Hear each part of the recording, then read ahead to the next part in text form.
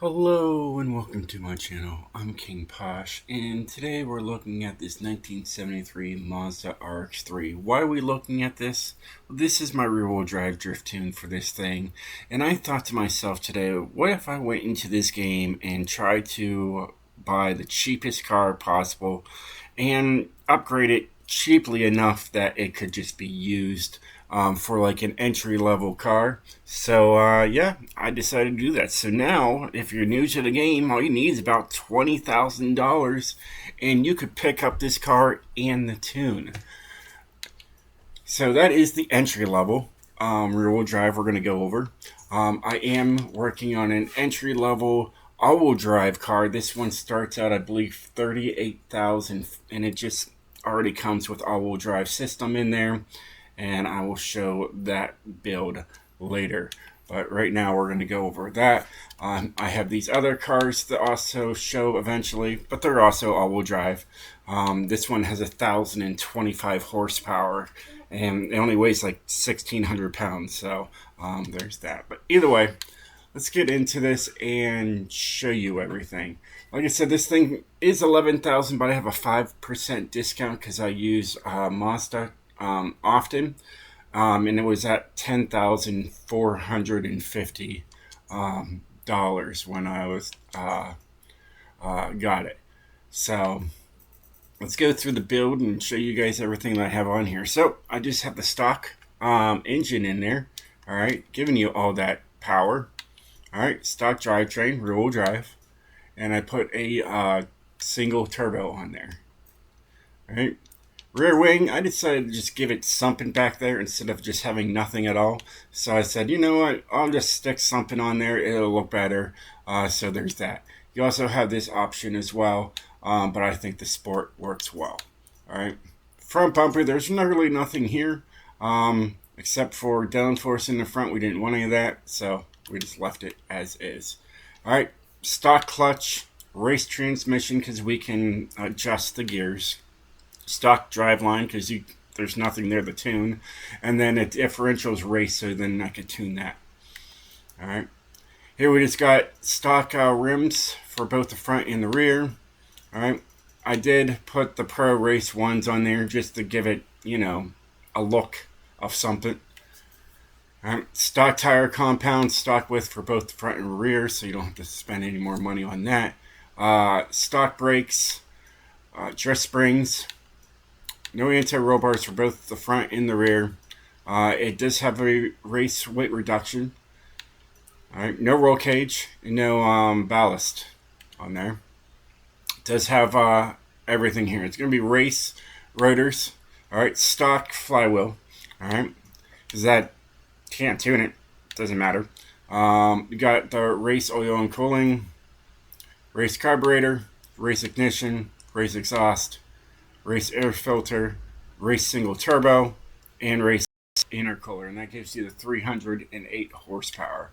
All right, of course there is other engines you could go for, but I wanted to save some money because, as you can tell right there, it's 3,000 credits to add onto the car. So you could do that. There are multiple engine options. All right, I'd probably put the 2.6 rotary in there, if anything, just to keep it in the rotor class. But I decided went with the stock and go from there. Under 6,000, you'll be able to have everything on the car. So yeah, it's pretty cool. Here it is, King's rear-wheel drive drift, entry-level rear-wheel drive drift tune. Third gear is where you're going to pretty much be at. It's a C class. Yeah, it gets the job done, basically. It is what it is. So, yeah, let's take her online. Why not, yeah, we'll look at the tune here once we get to the track. I'll show you guys the tune. But let's just get in there. I think we can do Fujimi if it's not raining. I mean, rain's not gonna hurt anything with this thing. It's still gonna go sideways. Not worried about that. And this is where I tuned it anyways for the full circuit reverse, because apparently that pops up more than often. And of course, we got to go through to get the car. You know, it's not like, oh, hey, I pulled the car to go in there, and they're like, no, we just don't need you to pick the car, even though you had the car. All right. So let's look at the tune.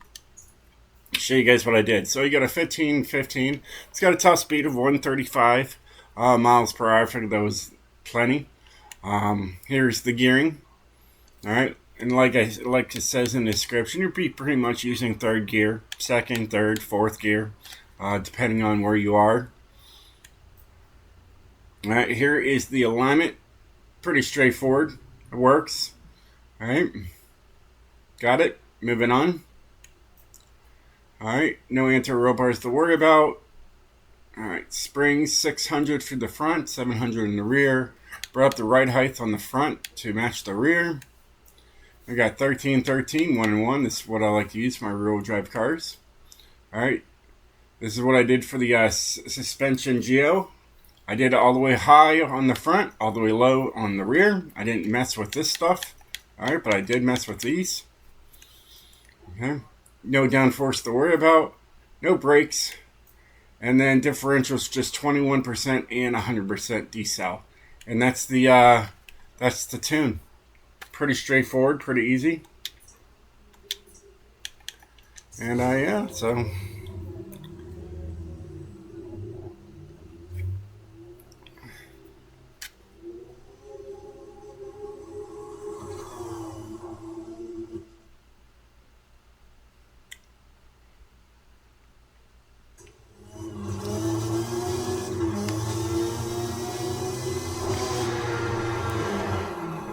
on the stock brakes, be easy with her. The race brakes added weight to the car, so I decided not to use them. I figure the power was precious on here, so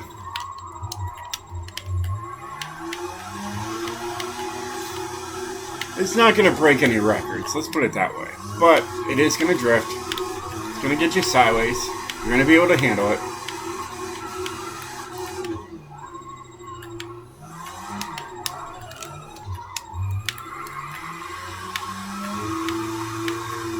For being one of the cheapest cars in the game, cheaply upgrading it, I can't complain. I really can't. It really isn't that bad. Now we're on the steepest part.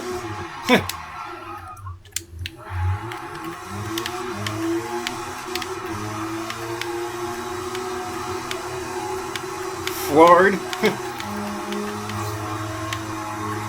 I love it. This thing's sick. It's so much fun. Oh.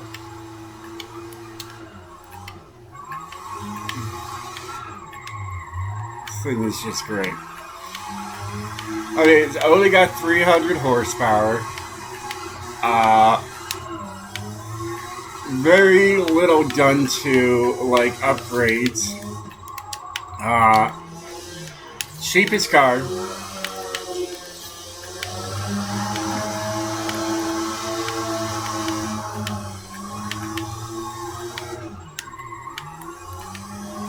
So if you want a challenge, this is going to be it.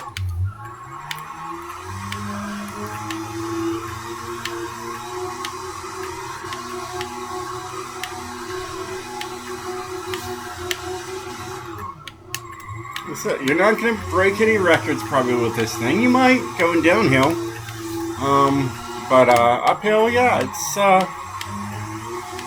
the challenge is to keep the ball rolling with this thing.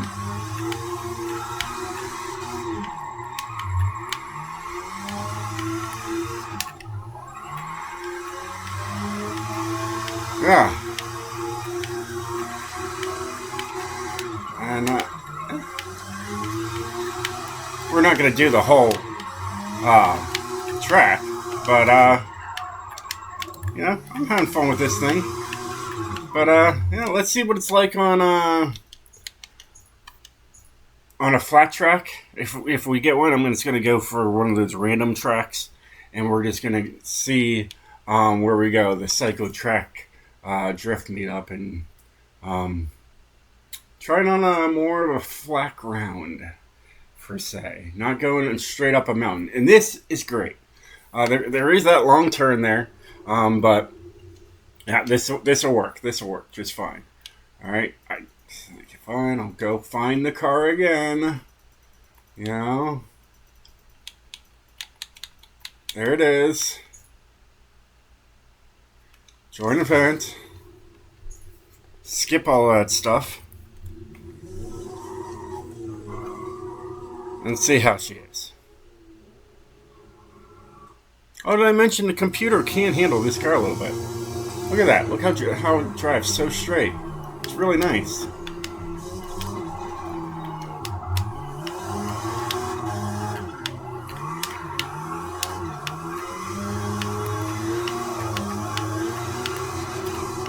I knew we were going to be fishing it all the way up through here.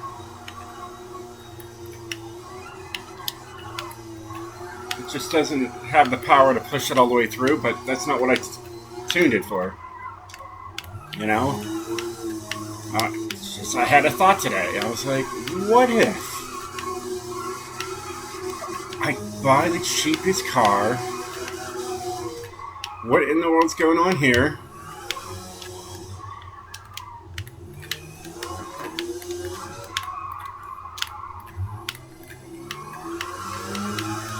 That was odd.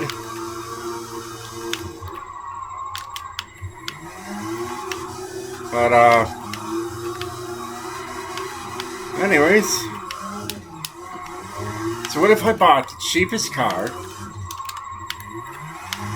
used the stock engine, save some money? I know we just lost some points there. That's alright. It's what it is. Because I'm thinking about other things. I'm not really paying attention to what I'm doing here. And see what happens. You know, for those people that just want to get into this game and get sideways as quick as possible, this car is the ticket. It's cheap to buy, cheap to upgrade, and yeah, rear-wheel drive, get sideways. It's a win-win. It's exactly what you wanted. So, yeah. Win.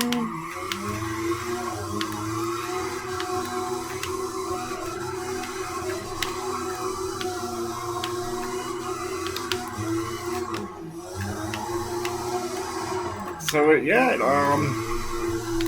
it checks the boxes off. Cheap. Cheap to upgrade. Easy to drift.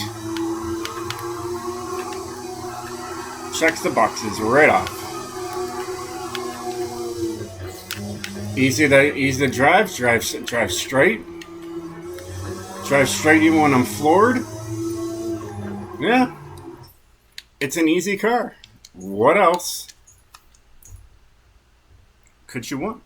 I mean, it's exactly perfect for, you know, anybody that just comes onto Forza Motorsport and says, hey, I want to drift right away. What do? Save up $20,000, buy this car, download my tune, and there you go. Go out and have some fun. Easy peasy. Easy car, easy to drift. It's a lot of fun. It's got plenty of power. Low class. All class. High class. Middle class. I don't know where I was going with that. Either way, it's a phenomenal car, and I highly recommend it. But yeah, so there's the car, there's the tune, the build. Yeah, it's great. How many times I always have to go through this stuff and just find the car over and over again is kind of annoying. You know, I don't have a filter here or I do have a filter where I can change stuff and find them that way. But I don't have, like, you know, I can't just, like, like click on this car here, it'll already put me in there, and I can't favorite it. You know, I don't have a favorite option on these So, you know, I just think they could have worked this a little bit better to bring up the cars. That's probably my biggest complaint. And then now I can finally go into everything and see everything and so on and so forth. But it is what it is. Well, hey guys, I hope you enjoyed this video. If you did, definitely hit that like button. And yeah, I'll catch you guys next time. Stay sideways, my friends.